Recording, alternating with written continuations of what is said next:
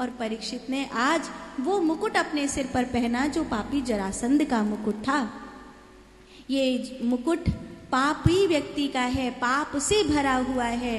कोई कहे कि वस्तु निर्जीव होती है, नहीं, वस्तु में भी जीवन होता है, वस्तु में भी उसके पुण्य और पाप समाहित होते हैं। देखते देखते परीक्षित का मन बेचैन होने लगा। चक्रवर्ती सम्राट परीक्षित जंगल की ओर आगे बढ़े। वहां उन्होंने एक दृश्य देखा। एक बैल है, एक वृषभ है जिसके 3 पैर कटे हुए हैं, एक पैर से खड़ा है। अहो आश्चर्य कि एक पैर से कोई वृषभ कैसे खड़ा हो सकता है, तथापि ये खड़ा है। एक गऊ है जो उस वृषभ के लिए रो रही है। आश्चर्य है, ये दृश्य समझ में नहीं आता। तब वहां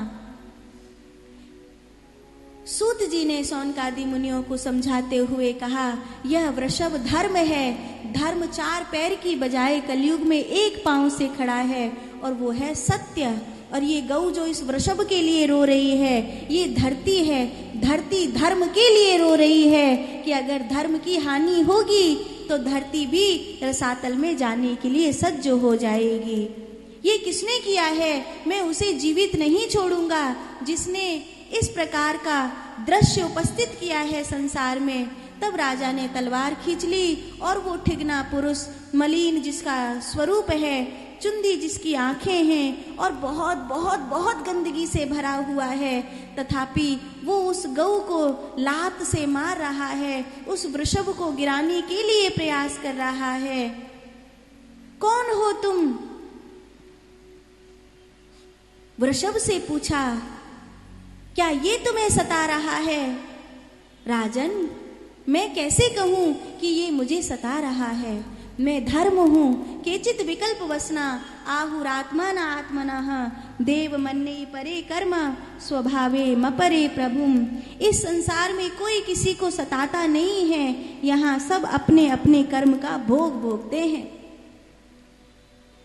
तो फिर मैं राजा हूँ, मुझी को देखना होगा। कलयुग की ओर तलवार लेकर के भाजा, लेकिन कलयुग ने कहा, महाराज ये मेरा युग है, आप मुझे मार नहीं सकते, आप मुझे जगह दे सकते हैं। कलयुग ने, राजा ने कलयुग को 4 जगह दी। धूतम पानम स्त्रिया सुना यस्य स्थानम चतुर्विदः। और राजा परीक्षित का मुकुट तो था ही पाप का, उसमें कलयुग बैठ गया।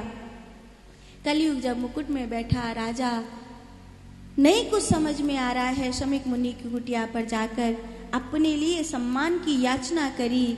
श्रृंगी ऋषि ने देखा कि उसने मेरे पिता के गले में घायल सर्प डाला है। इति लंघयति मर्या तक्षक सप्तमे हनि, उसे 7 दिन के भीतर तक्षक सर्प डस लेगा।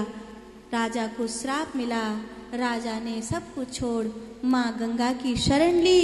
माँ गंगा के किनारे वट वृक्ष के नीचे बहुत सारे ऋषि मुनि साधु संत वहां पर आए और उन सब के मध्य श्री सुखदेव भगवान पधारे।